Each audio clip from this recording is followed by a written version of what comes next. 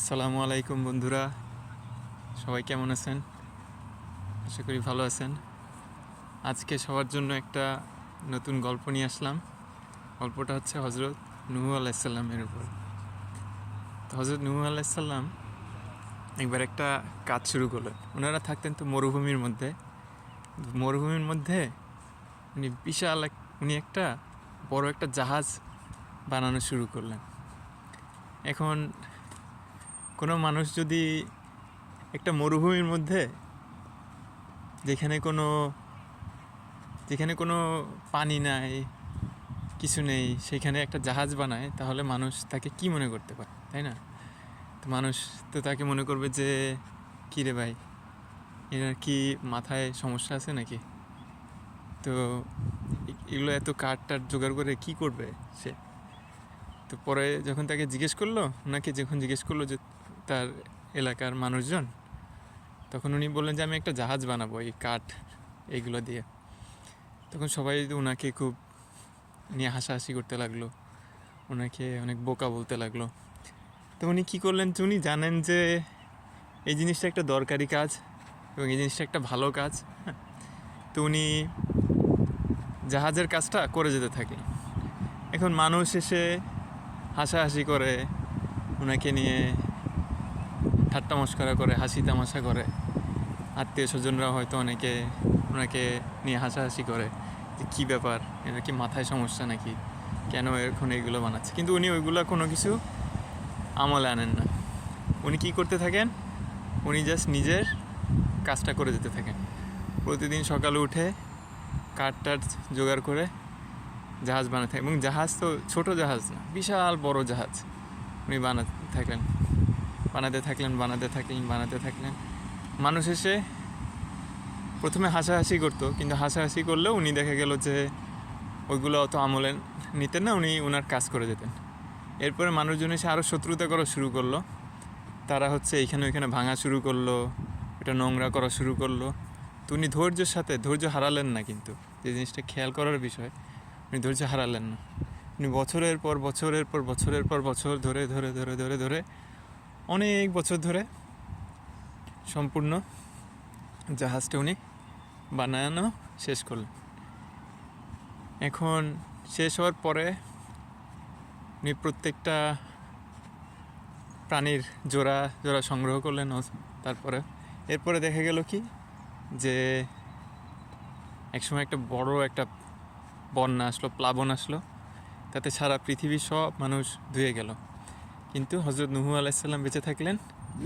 কারণ হচ্ছে কি, ওনার ওই জাহাজটা ওনার বানানো ছিল, ওই জাহাজটাতে উঠে অন্য যেসব প্রাণী ছিল তাদেরকে নিয়ে উনি বেঁচে থাকলেন। এখন এইখানে জিনিসটা যখন আমরা চিন্তা করি, আমি যেটা চিন্তা করে দেখলাম যে এখান থেকে আসলে কি শেখা যায়, না কি শিখলাম আমি। আমার যেটা মনে হলো যে কোনো একটা কল্যাণকর কাজ, যেটা আপনার মনে হচ্ছে যে এই কাজটাতে কোনো একটা উপকার আছে, সেই কাজটা যদি আমি করতে যাই, ধরেন আমার একটা জিনিস দেখছি যে জিমে গেলে আমার খুব উপকার হচ্ছে, শরীরটা ভালো লাগতেছে, স্বাস্থ্যটা ভালো লাগতেছে। তো এখন যে কেউ যখন জিমে যাওয়া শুরু করবে, তখন দেখা যাবে কি যে অন্য মানুষজন এসে তাকে নিয়ে হয়তো হাসাহাসি করবে যে কেন এটা করতেছো, এটা করে লাভ কি, এটা থেকে তুমি কি আশা করতেছো, কি হবে না হবে। হ্যাঁ, তারপরে যে কোনো একটা ভালো কাজ করতে গেলে মানুষ সবাই ধরা যাক একজন সে সেলাই মেশিন দিয়ে সে জামা বানাচ্ছে, যদিও তার টাকা পয়সার অভাব নেই, তো মানুষ এসে বলতে পারে কি তোমার তো টাকা পয়সার কী অভাব হয়েছে, তুমি কেন নিজে বানাচ্ছ। তো এই যে কোনো একটা কল্যাণদায়ক কাজ যদি আমরা শুরু করি, তখন দেখা যাবে যে এরকম একটা বাধা আসতে থাকবে। কিন্তু এই বাধাগুলোকে আমল না দিয়ে যেটা করতে হবে আমাদের, সেটা হচ্ছে যে করে যেতে হবে। নূহ আলাইসাল্লাম যেরকম আসছে, প্রতিদিন সকালে ঘুম থেকে উঠে উনি কাঠ নিয়ে বসে, কাঠের যন্ত্রপাতি এগুলো নিয়ে উনি জাহাজের কাজ করতেছেন এবং রাত পর্যন্ত জাহাজের কাজ করেই যাচ্ছেন বছরের পর বছর। তো একই রকমভাবে আমিও যেটা বুঝলাম যে আমাকেও যদি আমি দেখি যে কোনো একটা কাজে আমার উপকার হচ্ছে, হয়তো আমি ব্যাংকে 500 করে টাকা জমাচ্ছি, বা হয়তো আমি জিমে যাচ্ছি বা আমি সকালে হাঁটতে যাচ্ছি। তো 1 মাসের 500 টাকাতে কিন্তু কোনো টাকা না। কিন্তু এটা যখন বছরের পর বছরের পর বছরের পর বছরের পর বছর হতে থাকে, তখন দেখা যায় যে ওইটা দিয়ে একটা বড় একটা অঙ্কের সঞ্চয় জমে যায়, তাই না? একদিনের হাঁটা কিন্তু কোনো কিছু না, কিন্তু ওইটাই যখন বছরের পর বছরের পর বছর আমরা করতে পারি, তখন ওইটা শরীরের একটা একটা উপকার হয়। একদিন জিমে যাওয়া কিন্তু কিছু না, কিন্তু যখন ওইটা আমরা বছরের পর বছরের পর বছর আমরা যখন করতে থাকি, তখন দেখা যায় যে ওইটা থেকে আমরা উপকারটা পাই। একদিনের কাজ, হযরত নূহ আলাইহিস সালামের একদিনের কাজে কিন্তু জাহাজের খুব অল্প একটা অংশ, কিন্তু ওইটা যখন উনি বছরের পর বছরের পর বছরের পর বছর ধরে যখন উনি করে গেছেন, তখন যখন বিপদ আসছে, তখন ওইটাতে উনি পার হইতে পারছেন। সেরকম একদিনের 1 মাসের সঞ্চয় কোনো কিছু না, কিন্তু যখন ওই জিনিসটা বছরের পর বছরের পর বছরের পর বছর হয়, তখন সেই সঞ্চয় দিয়ে অনেক কিছু করা যায়। কোনো ব্যবসা করা যায়, ছেলে মেয়েদের লেখাপড়ার জন্য সাহায্য করা যায়, নিজের অর্থনৈতিক কাজে সাহায্য করা যায়। তো কোনো ভালো কাজ, এটা থেকে আমি যেটা শিখলাম যে কোনো ভালো কাজ করতে হলে অনেক সময় বাধা আসবে, যেমন হযরত নূহ আলাইহিস সালামের বাধা আসছিল। কিন্তু যদি ওইখান থেকে আসলে ফল পেতে হয়, তাহলে ওইটা বছরের পর বছরের পর বছর ধরে রাখতে হবে। ওইটার কোনো উপায় নেই। ওইটার হয়তো কিছু অংশ ক্ষতিগ্রস্ত হবে, কিছু অংশ কেউ এসে ভাঙচুর করে দিয়ে যাবে জাহাজের, কিছু অংশ হয়তো কেউ নোংরা করে যাবে, কিন্তু আমাদের কাজ হচ্ছে কোনো দিকে খেয়াল না করে, যদি দেখি যে কোনো একটা কাজে ভালো হচ্ছে, আমার এই কাজটা করে আমার ভালো লাগতেছে, কোনো উপকার হচ্ছে, শারীরিক, মানসিক, অর্থনৈতিক, পারিবারিক কোনো উন্নতি হচ্ছে, আমাদের সেই কাজটা অবশ্যই ক্রমাগতভাবে প্রতিদিন প্রতিদিন প্রতিদিন করে যেতে হবে।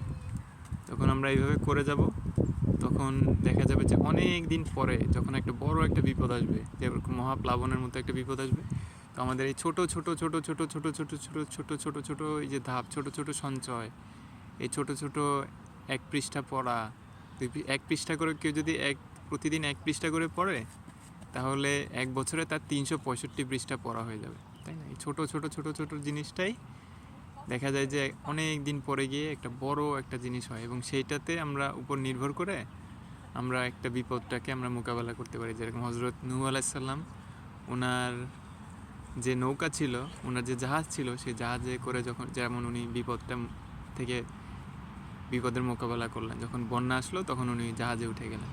আর ওনাকে নিয়ে যারা হাসাহাসি করলো, প্রতিদিন এসে ওনাকে নিয়ে তামাশা করতো, ওনাকে ছোট করতো, ওনার কাজে বাধা দিত, তারা প্রতিদিন এগুলো করতো। তো যখন বিপদের সময় আসলো, যখন মহাপ্লাবন আসলো, তখন কিন্তু তাদের কোনো ভাষার কোনো ঠাঁই নাই, কোনো জায়গায় দাঁড়ানোর ঠাঁই নেই, বসার ঠাঁই নেই, তাই না? তো আমরা যেন এরকম চেষ্টা করতে পারি, যেন কোনো একটা জিনিস যেটাতে আমাদের উপকার হচ্ছে, সেটা যেন আমরা না থেমে প্রতিদিন একটু হলেও করতে পারি, একটু হলেও করতে পারি। কোনো দিন হয়তো করতে ইচ্ছা করতেছেন, হয়তো হযরত নূহ আলাইহিস সালাম তো বছরের পর বছর করতেছেন, কোনো দিন হয়তো ওনার মনে হচ্ছে যে না, আজকে আমার ভালো লাগতেছে না, আজকে করবো না। সেদিনও হয়তো দেখা গেছে যে উনি গেছেন, গিয়ে আগে যেদিন 100% করেন, ওই দিন হয়তো উনি 10%, 20% তারপরেও কিছুটা করছেন।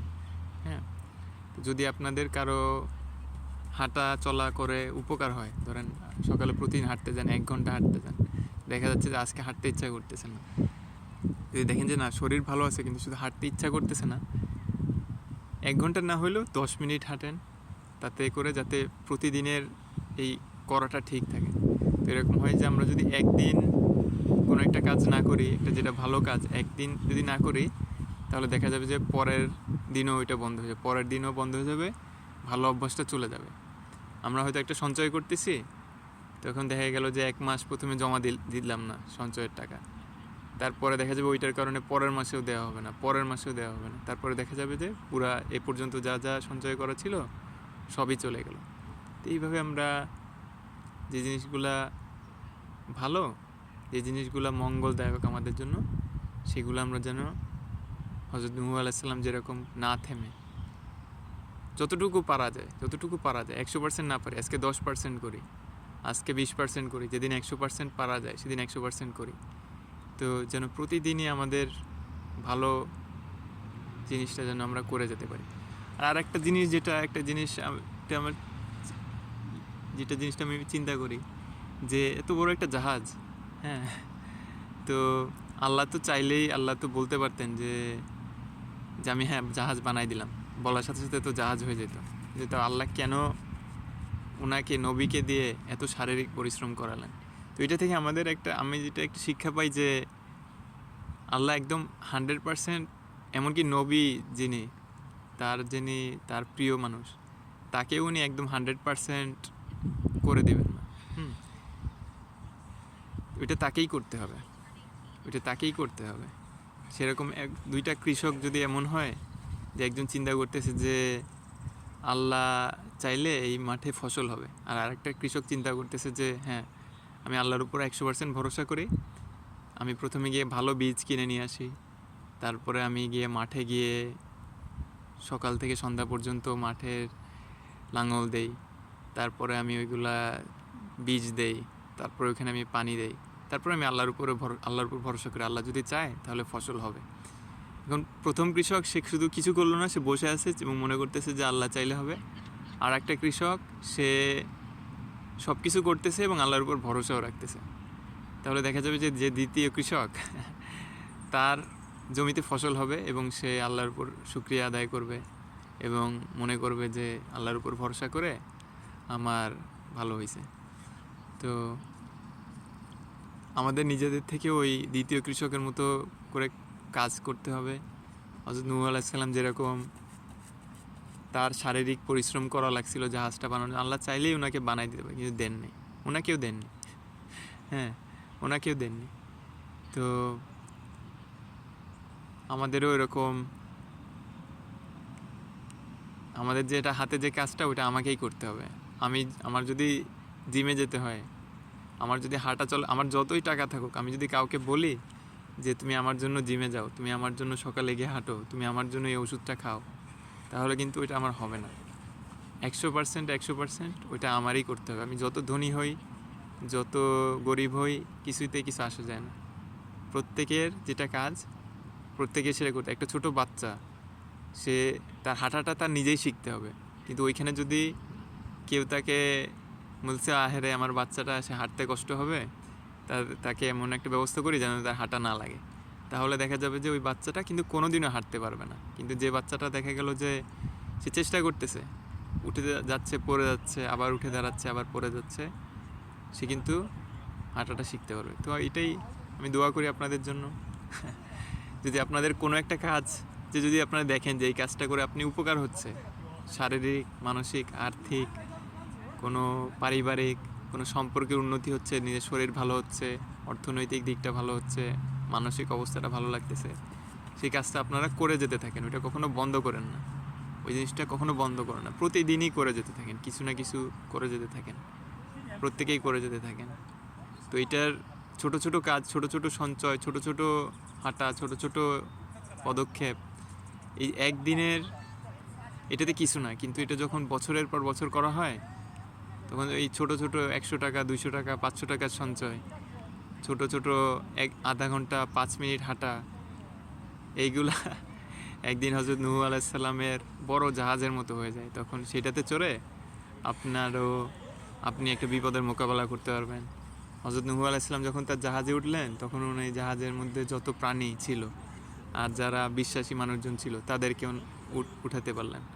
তখন আপনার এই একটা ভালো কাজ, যেটা যখন অনেক দিন করা হবে, তারপরে যখন কোনো একটা বিপদ আসবে, কোনো একটা অর্থনৈতিক সমস্যা আসবে, তখন এটা দিয়ে আপনি আল্লাহর উপর তো অবশ্যই ভরসা করবেন, এইটা থেকেও আপনি একটা সাপোর্ট পাবেন।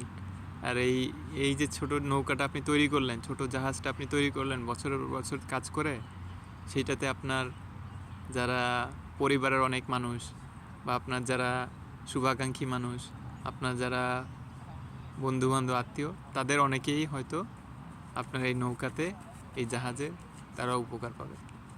তো আপনাদের জন্য, সবার জন্য এই শুভকামনা করি। যদি কোনো ভালো কাজ আপনারা করতে থাকেন এবং যেটাতে আপনারা উপকার পাচ্ছেন, সেটা আপনারা হজরত নূহ আলাইহিস সালামের মতো না থেমে করে যেতে থাকেন, করে যেতে থাকেন, করে যেতে থাকেন, করে যেতে থাকেন।